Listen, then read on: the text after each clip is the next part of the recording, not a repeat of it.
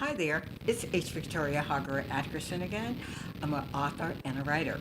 I do historical romance, and this week we are reviewing my first publication, which is Stones Along the Path.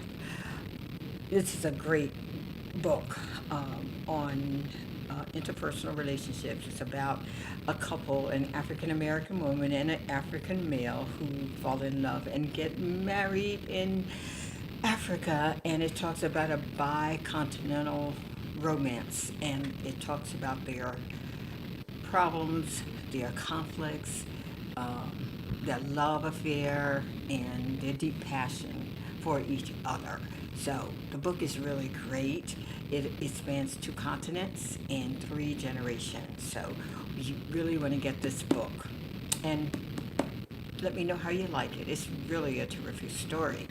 Um, I always like to tell the cover is done by my brother, Louis Hogro, excellent artist, and it's just a beautiful piece of artwork.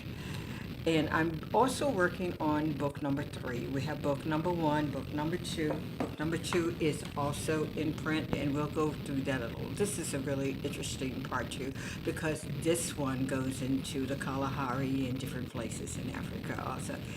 Nice. I really like it. Okay, so today what I want to do is spend some time with you to answer a couple of questions I got from on email. So one of my readers would like to know, how do I carve out the time to write? And and also, how do I how does a person know that they're a writer? So I want to answer that question to kind of together, to let people know my personal opinion, because I'm not an authority on who writes and who does not write. It's not my decision to say who does what, because I think it's yours. A person who does the work, I feel, is a writer. So, like I said, I'm not an expert, but I am a writer, and I can tell you what I feel in my heart who a writer is. So I would say, let's start with the first part. How do I find the time to write? Well, what I did when I first started writing full time, and I've always been writing for quite a while, but when I started writing full time, I announced to my family that I will be writing. I will be in my office from whatever time to whatever time. I'm not taking any phone calls. I always tell my sisters and brothers who all live out of town, when to call me after 3 o'clock, because that's usually when I usually get up around 2 o'clock every day, because I usually write straight through, sometimes to 9 o'clock in the morning. So if you want to talk to someone with some brains or with half their mind together, you want to do that after 3 o'clock, because if you call before then, I'm really not responsible. And most people who know me, my church members, my friends, they already know this. My grandkids, they all know. After 2 o'clock, they call. And sometimes they call, but I do have one sister who calls no matter what. She'll say, what are you doing? Sleeping. So, oh, I forgot. Yeah, okay. But this happens like every couple of days. But that's my sister, so. So how do you carve that time out? You make an announcement, tell everybody, don't bother me, and then stick to it. Do not change your mind. Do not let them snatch that time back from you by saying, this is important. No, this is important. My writing is important. So the door stays closed if it has to. If you can't honor the boundaries, I said, the invisible boundaries, I said, then I'll close my door, and I'm not opening the door. So I'm in there, I'm writing. So whether you do that at your desk, or sitting on the bed in your bedroom, or sitting on the floor in the living room, wherever it is. If you see me with a pen and paper, I'm usually writing. So do not interrupt that process.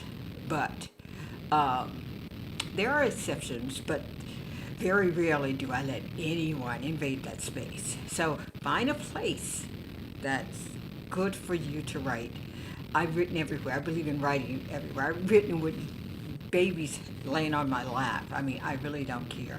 I've written through chemotherapy. My sister had cancer. I was in hospital with her every day for almost 4 years. I wrote through all of that.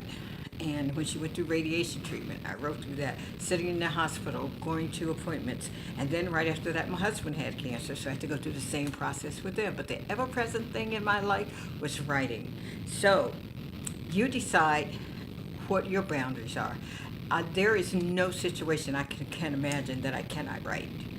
Um, I keep to my discipline. I keep to my purpose because my brain is always thinking about the plot, the characters. I'm very big on character development, so I spend a great deal of time before I start writing, in fact, to decide who these characters are, and I even know what color their eyes are. I know what the style of dress is.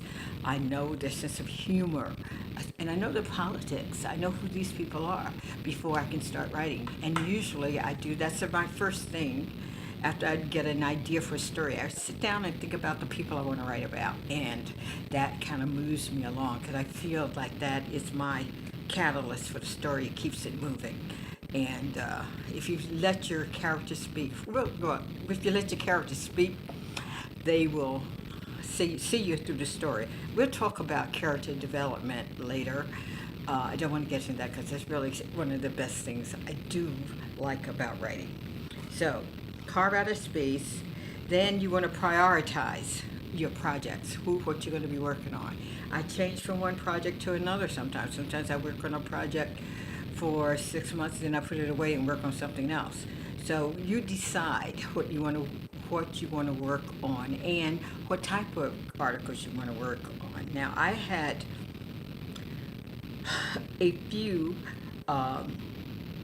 moments to consider other things that I like to write about. I started writing a few articles because the Black Lives Matter movement has invaded my life because it makes me angry that we are going through this torture and abuse and victimizing all over again. I'm very upset that we have so many blacks in prison, and not just grown-ups. We have young children in prison who are there because they were acting out their adolescence, and they're put away because they're considered criminals because they are going through natural developmental changes that teenagers normally go through. So those kinds of things really bother me. So I've been writing on those things also. So you decide what you want to write on, write about, and get busy doing that. If you are a writer, you write.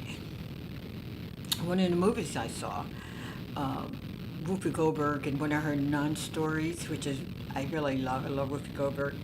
She says in one of the movies, she tells a little girl, she said, if you wake up in the morning and you think about singing, then you are a singer. If this is the last thing you do at night is think about singing, you are a singer. I could say the same thing for people who write. If that's the first thing you think about, character development, plots, scenery, things of that sort, you are a writer. And listen to your heart, listen to your mind, and put your energy behind that. Designate a place you want to write, designate a time you want to write, and then put your energy into it, and you'll find that it's just evolves. It evolves, and you develop into a different writer. I am very enthusiastic about telling people about writing simply because there was a time in this country we could not write. It was against the law. So, yeah, we want to write. We want more black stories. And I had a friend once that told me, oh, you're writing another black book?